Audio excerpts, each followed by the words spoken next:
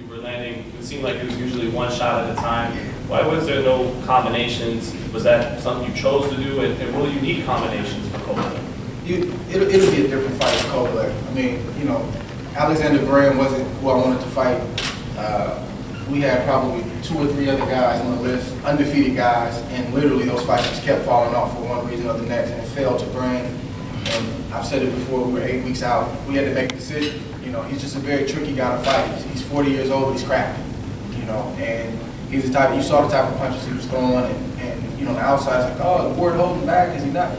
It's tricky.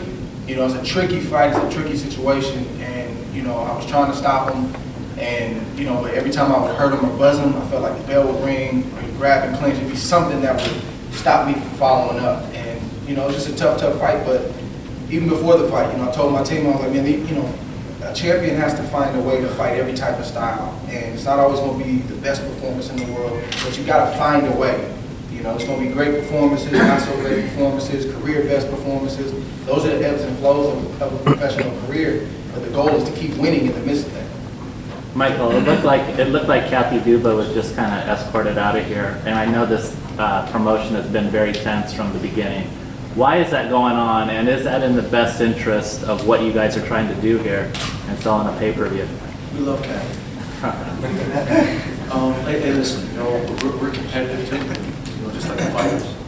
You know, great fights, big fights are not easy to make. You know, there's lots of rumors that we had our issues. I mean, we didn't have any issues. It was no different than, you know, putting together the fight last November 19th with Golden Boy.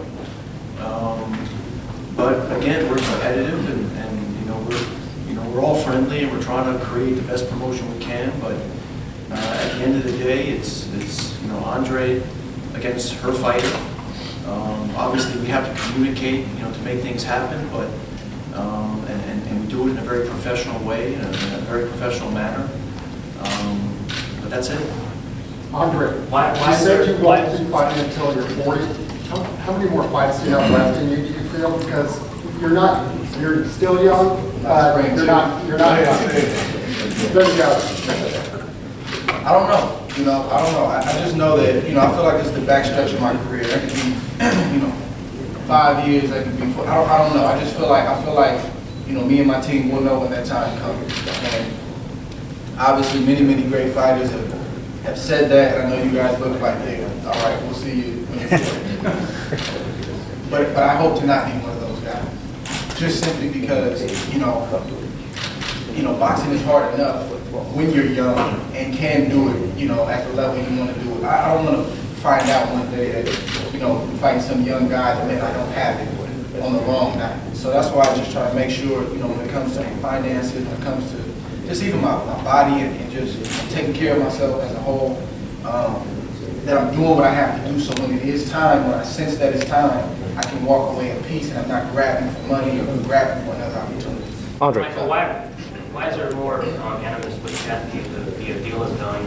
Why? No, listen, there's no animosity. I mean, listen, We love her. we love her. We love her, we love Nicole. We're just going about our business. I mean, this is, you know, a big fight for Andre, obviously. It's a big fight for Rock Nation. You know, the most important thing is that we're professional, right? You know, we're professional with Kathy. She's professional with us. I think we're working fairly well together. There have not been issues. You know, a lot of you guys wrote stories about why the fight was delayed. Listen, big fights like this take time, you know, and, you know, Rock Nation is a company that likes to cross its T's and dot its I's. I mean, we do things in a professional way, you know, and so it took a little bit more time. But, you know, I think, you know, the delays that took place in August actually will help this promotion. You know, pushing things back, you know, a couple of weeks, you know, to get things rolling, you know, enables us to maintain that momentum as we go into training camp and through training camp. So we're cool with Kathy, we're cool with main events. I think this is going to be a great promotion. It's going to be first class, and we're excited about it. Now, Andre, you talked about earlier, or you mentioned earlier that you weren't held to a certain standard early on, right? And I asked Kovalev, and I'll ask you, it's only fair, but winner of this fight basically becomes the best fight in the world in everybody's eyes. But what does that do for you personally? Is that just Like, and I told you so to everybody? Is that justifying just what you've known all along? I mean, I know what I possess. You know, I know what I possess. I feel like I know where I stand in the sport. I know what I've accomplished. You know, the resume speaks for itself. You know, all you gotta do is look at the opponents and look at those certain things. Not just for me, but any career. Just look, you can be 50 and over. Just look at the resume and look who, you know, the names are on the resume. But now I would never, you know, throw it at anybody's face and say, I told you so. That's just not me. You know, I'm not gonna say it's not a part of you that wants to do that. But, you know, it's not the right thing to do. You know, it's not the professional thing to do. You know, people, and I've learned this throughout this 10-year career, 11-year career, is that people are entitled to their opinions.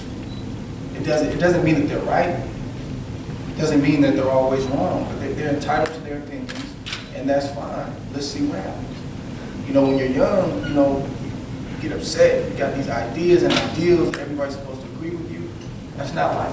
That's not reality. So I let people talk, I let people write, and, you know, I do wish there was some apologies or some retractions sometimes. People were wrong, but again, that's life. It doesn't happen like that. So, nah, it just validate what we already know. And it goes from trying to prove people wrong to just proving the people that have been behind you and been supporting you right, confirming what they already have been supporting and pushing for. But it's just a change of mindset. Apologies from anything in particular? What, like, Say it again? apologies from anything in particular? What? Like, what is specific? Like, what? You said if you could ask for an apology, or if they would give you an apology, exactly like what maybe. I'm not taking that back. I love everybody.